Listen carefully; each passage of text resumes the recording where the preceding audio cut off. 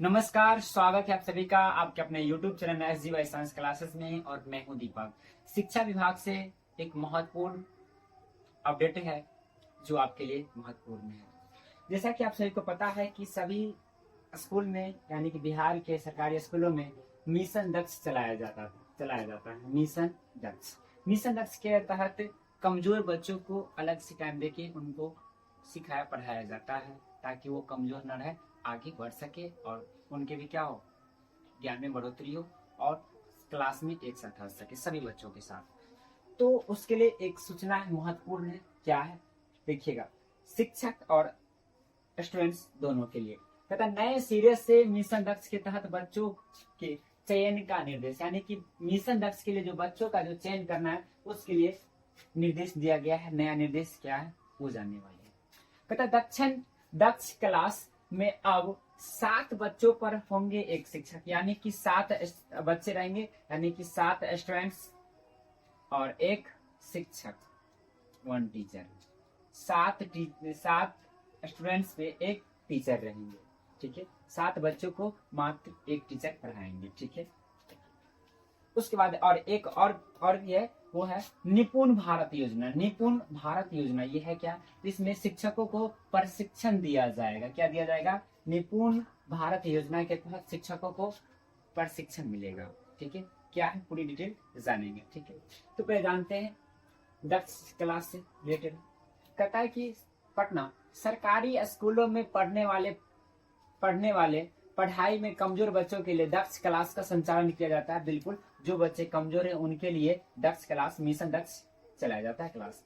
नए सत्र 2024-25 में कक्षा 3 से 8वीं के वैसे बच्चे जिनमें हिंदी, गणित और अंग्रेजी विषय की बेसिक जानकारी का अभाव है, यानी कि वैसे भी बच्चे जो क्लास 3 और क्लास 8 में है, यानी कि इन दोनों के बीच में है, क्लास 3 से क्लास 3 के बीच में, कक्षा 3 से कक्षा 8 के बीच में है, और वो बच्चे हिंदी या गणित या अंग्रेजी विषय में बेसिक जानकारी में क्या है, अभाव मतलब कमजोर है, उन्हें नए सिरे से चिन्हित कर दक्ष क्लास के लिए चयन किया जाएगा। यानी उन्हें चयनित किया जाएगा नए सिरे से और उन्हें मिशन दक्ष में पढ़ाया जाएगा। क्या किया जाएगा? मिशन दक्ष में पढ़ाया जाएगा कमजोर बच्चे को।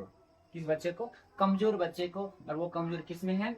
अगर वो हिंदी में है, गणित में है और अंग्रेजी विषय में उसको क्या जानकारी का अभाव है, ठीक है। चलिए आगे देखिए, कहता है, दिख रहा है ना, कह रहा है कि अब मिशन दक्ष क्लास में 7 बच्चों का ग्रुप तैयार किया जाएगा। 7 बच्चों के ग्रुप को पढ़ाने के लिए एक शिक्षक होंगे, यानी कि ग्रुप बनाएंगे और उस ग्रुप में मात्र 7 ही स्टूडेंट्स रहेंगे और एक शिक्षक रहेंगे, उन 7 बच्चों को पढ़ाएंगे।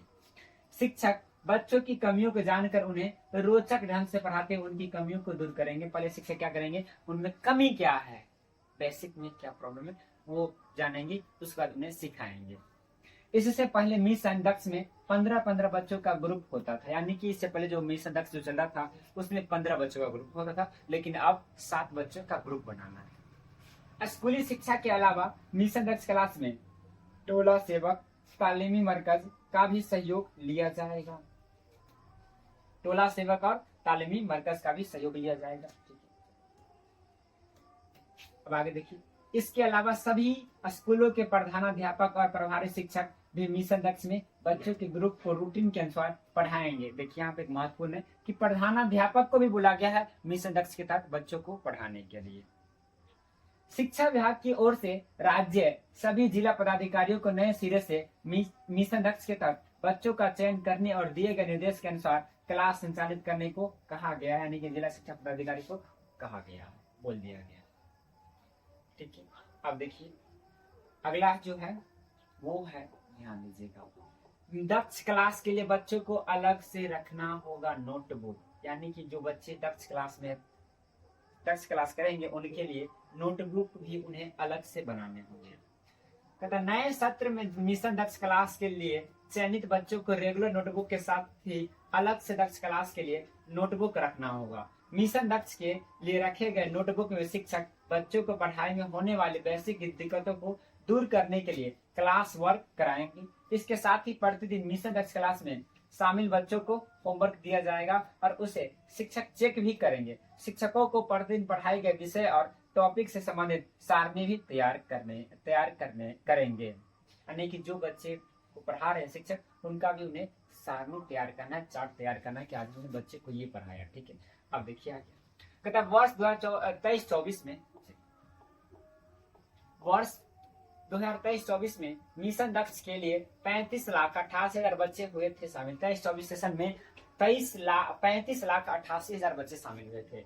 वर्ष 2023-24 में पढ़ाई में कमजोर बच्चों की स्थिति बेहतर बनाने के लिए मिशन दक्ष क्लास में राज्य से कुल 35,88,000 बच्चों का चयन हुआ। तो देखिए इतने बच्चे जो है बेसिक कमजोर है, इतनी बच्चों को बेसिक सही किया गया है 23-24 सत्र में। बुझ ही सकते हैं कि सरकारी स्कूल में बच्चों का क्या स्थिति है, लेकिन अब सुधारा गया कितने का, 35,88,000 बच्चों का बेसिक सुधार किया गया।